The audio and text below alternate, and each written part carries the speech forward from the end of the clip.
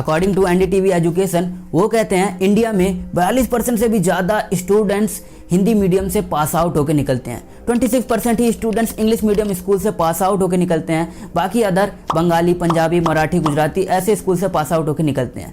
हम ये कहें अगर कि 26% में भी, हाँ एक चीज़ और आपको मैं बता दूं, 26% जो इंग्लिश मीडियम स्कूल्स होते हैं उनमें भी मैक्सिमम स्कूल्स वो होते हैं जो वेल क्वालिफाइड नहीं होते हैं, वेल एजुकेटेड, उनके पास टीचर नहीं होता, बस उनके पास वो सर्टिफिकेट्स होते हैं कि नाम के लिए वो इंग्लिश मीडियम कहलाता है, पर वैसी कोई भी उनके पास फीचर्स नहीं होते हैं। इसका मीन्स ये आता है कि रूट कॉज तो यही निकल के आ गया कि इंडिया में अभी भी इंग्लिश मीडियम स्कूल्स की कमी तो कहीं ना कहीं है, जहाँ पे हम किसी भी तौर पे कह सकते हैं या वेल एजुकेटेड टीचर्स हो, डिसिप्लिन हो, मैनर्स हो, या और कुछ भी रीजंस हम यहाँ पे जोड़ सकते हैं। अगर आपको भी ऐसा लगता है कि यार मेरा भी स्कूल ऐसे ही किसी लिस्ट में आता है, नाम के लिए बस था कि हाँ इंग्लिश मीडियम है, पर इंग्लिश वहाँ पे कुछ भी नहीं होती थी, ना टीचर्स बोलते थे ना बच्चे बोलते थे, और हाँ आपको ऐसा लगता है कि यार मैं तो इंग्लिश मीडियम से पढ़ा ही नहीं हूँ, मैं तो बंगाली, मराठी, गुजराती ऐसी बैकग्राउंड से निकला हूँ, ऐसी पढ़ाई मैंने स्टार्टिंग से करी है, मेरी लैंग्वेज ही यही रही है, तो मैं इंग्लिश के बारे में इतना कुछ नहीं जानता हूँ। एक चीज आपको बता दूं, ये वीडियो आपको पूरी देखनी इसलिए बनती है कि आपको ये वीडियो देखने के बाद काफी चीजें क्लैरिटी हो जाएगी, क्लियर हो जाएंगी अपनी फ्यूचर गोल से related,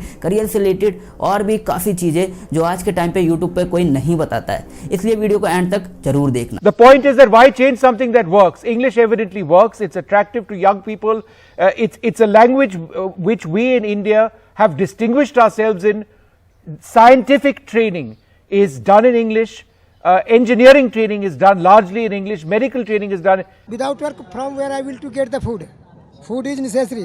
Without food, not will be the life. पढ़ाई की यार, Graduate हूँ मैं। तो आपको उसके बाद नौकरी नहीं मिली। So hi guys, my name is Aftab Khan, back with another गजब and knowledgeable video.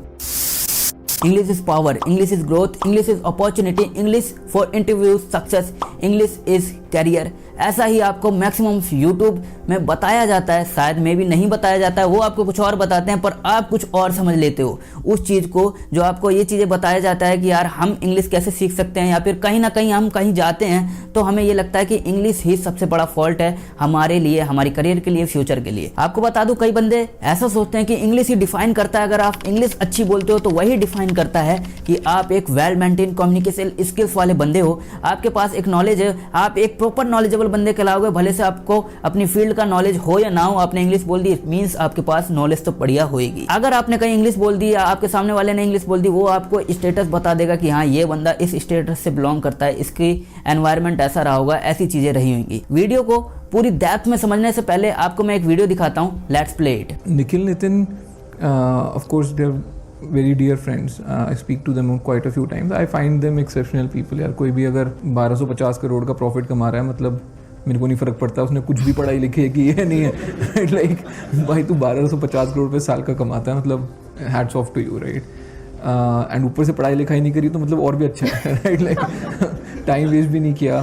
ये थे असनीर ग्रोवर, जो कि हाल ही में शार्क टैंक इंडिया पे भी आए थे। उन्होंने अपनी काफ़ी चीज़ें पिच करी थी, एक शार्क बन के उन्होंने इन्वेस्टमेंट करी थी, काफ़ी चीज़ें इन्होंने बताई हैं, और ये भारत पे के फाउंडर भी हैं। मे भी आप में से बहुत सारे लोग इनके बारे में जानते होंगे। आपको मैं बता दूं इनका इससे यहाँ पे क्या लेना देना है, क्योंकि इनकी एक क्लिप मैंने पहले ये देखी, तब मेरे दिमाग में ये आइडिया आया कि यार मैक्सिमम बंदे किस चीज़ से परेशान होते हैं, इसी चीज़ों को लेकर। हम यहाँ सिर्फ इंग्लिश को ही नहीं लेंगे, और भी कई चीज़ें हो गई, अगर लिटरेचर हो गया, कुछ भी ऐसी नॉलेज हो गई, आपको लगता है कि क्लैरिटी करनी हमें बहुत ज़रूरी है कि पढ़ाई लिखाई भी मैटर नहीं करता है किस सेगमेंट में, वो हम समझेंगे। हाँ, वीडियो का एम आप पूरी देखना, तभी आप समझ पाओगे, क्योंकि अगर आपने आधी कहीं छोड़ी इट मीन्स आप किसी रॉन्ग डायरेक्शन में जा सकते हो, इसलिए आपका फर्ज बनता है वीडियो को पूरा देखना। जैसा कि मैंने वीडियो की स्टार्टिंग में आपको बताया, मैक्सिमम लोग इंग्लिश को ही अपना माँ बाप मान लेते हैं। अगर वो किसी भी फील्ड में हो, किसी भी फ्यूचर में जाना चाहते हो, कोई भी उनका गोल हो, उससे उन्हें मैटर नहीं करता है। अगर उनको इंग्लिश नहीं आ रही है तो वो कहीं ना कहीं स्टक कर जाते हैं। वीडियो को और स्टार्ट करने से पहले एक चीज़ और बता दूँ, ये किसी भी तरह का ग्रामर या इंग्लिश पे कोई लेक्चर नहीं होने वाला है। हम क्या चीज़ें समझेंगे वो अब जरा ध्यान देना।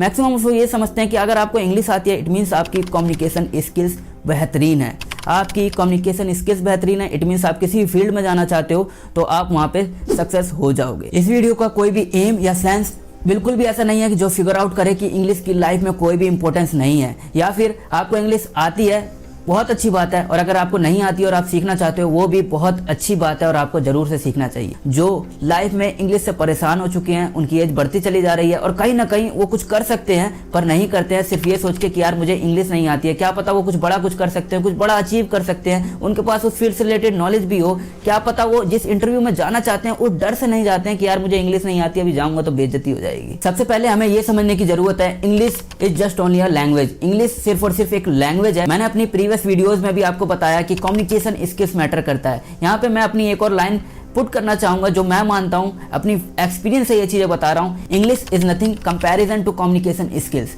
आप ये चीजें समझो, सामने वाले बंदे के पास आप जब भी जाने वाले हो किसी भी चीज से रिलेटेड, आप बिजनेस कर रहे हो या फिर जॉब कर रहे हो, आप उसके पास जाओगे, उससे बात करोगे, यहाँ सीधा से सीधा रिलेट करती है बात कि आपकी कम्युनिकेशन स्किल्स कैसी है। अब जरा हम इसको थोड़ा और डेप्थ में और ईजी करते हैं ताकि आप अच्छे से क्लियर कर पाओ। आपने बिजनेस स्टार्ट किया, आपने ये सोचा अब मैं किसी क्लाइंट से मिलने वाला हूँ, आपका बिजनेस थोड़ा थोड़ा ग्रो हो गया। आप पहले छोटे मोटे व्यापारी से मिलते थे, छोटे छोटे बिजनेसमैन से मिलते थे, अब आपको लगता है मैं किसी बड़ी फील्ड के पास जाने वाला हूँ, किसी बड़ी फर्म के पास जाने वाला हूँ, उनसे कैसे बात करूंगा, यार मुझे इंग्लिश नहीं आती है। पर आप यहाँ पे ये चीज ध्यान दो, आप जिनके भी पास जाने वाले हो वो कहीं ना कहीं आपकी तरह ही होंगे। अब ये चीजें आप ऐसे भी समझ लेना, आप मैक्सिमम ऑफ लोग, मैं इनकी बातें करने वाला हूँ जो इंडिया में रह के ही अपना बिजनेस या फिर जॉब कर रहे हैं।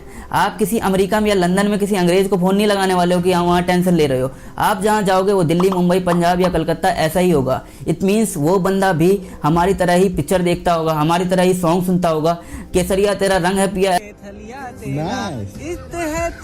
क्या बात है?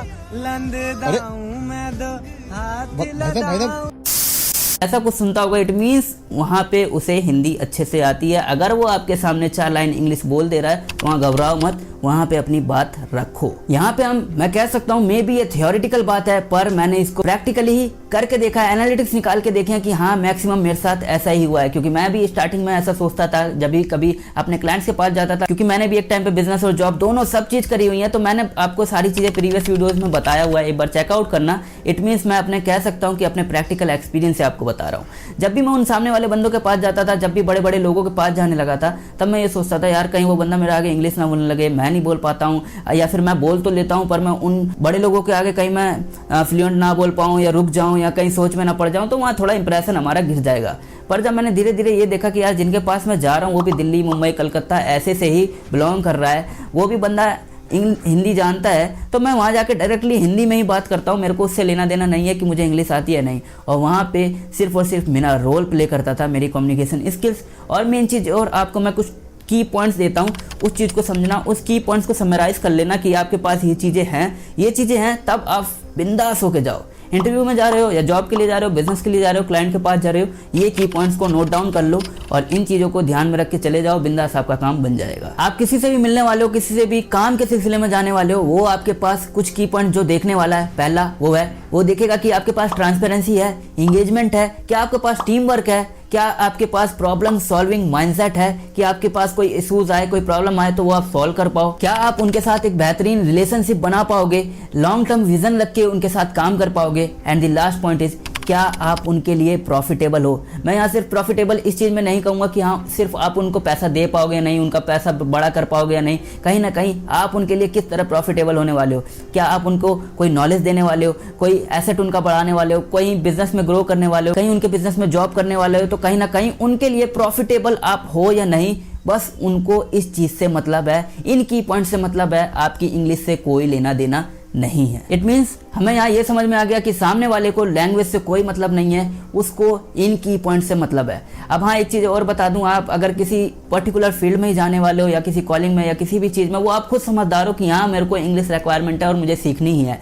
मैंने यहाँ उन लोगों के लिए बात किया है जो कहीं ना कहीं रुक जाते हैं, स्टक हो जाते हैं, और वो कुछ लोग नहीं होते हैं, बहुत बड़ी संख्या में लोग होते हैं। इंडिया में बड़ी तादाद है इन लोगों की जो सिर्फ और सिर्फ इंग्लिश को अपनी वजह बना देते हैं, अपनी रुकावट की वजह बना देते हैं, अपनी ग्रोथ ना करने के लिए। मैं चाहता तो ये वीडियो बहुत और छोटी कर सकता था, पर मैंने काफ़ी चीज़ें इसलिए बतानी चाहिए ताकि आप एक एक चीज़ें एनालाइज कर पाओ। ये बहुत छोटी प्रॉब्लम नहीं, बहुत बड़ी प्रॉब्लम है, और जो हम सब फेस करते हैं, मैंने भी किया है, आप भी करते होगे या कर रहे होगे। इट मीन्स ये एक आप देखोगे तो बहुत प्रैक्टिकली एक नॉलेज है, आप इसे इम्प्लीमेंट करके देखो अपनी लाइफ में, और मैं जानता हूँ आपको 101% रिजल्ट मिलेगा। अगर आप कहीं ना कहीं आपकी ग्रोथ रुकी हुई है और आप कुछ करना चाह रहे हो सिर्फ इंग्लिश की वजह से नहीं कर पा रहे, तो उम्मीद करता हूँ ये वीडियो से आप काफ़ी कुछ सीख पाए होगे और अपनी लाइफ में कुछ ना कुछ एक प्रैक्टिकल चीज़ें इंप्लीमेंट करोगे जो आपको कहीं ना कहीं ग्रोथ आपके लिए ला पाएगी। ऐसी और वीडियोस देखने के लिए चैनल को सब्सक्राइब करके बेल आइकन दबा देना। और एक चीज़ और, हमें कमेंट करके ज़रूर बताओ अगर आपको और कुछ भी ऐसा लग रहा है कि यार मेरी ग्रोथ में यहाँ भी किसी रीज़न से कमी आ सकती है, या मैं और चीज़ें क्या इंप्लीमेंट कर सकता हूँ अपनी लाइफ में, या किसी केस स्टडीज़ पे, बिजनेस पे, एनालिटिक्स पे कुछ भी आपको ऐसा लगता है। हमारा एम ये है कि आपको नॉलेज पहुँचाना और आपसे कनेक्टेड रहना। चलो मिलते हैं तब तक नेक्स्ट वीडियो में, तब तक के लिए बाय बाय, सी यू।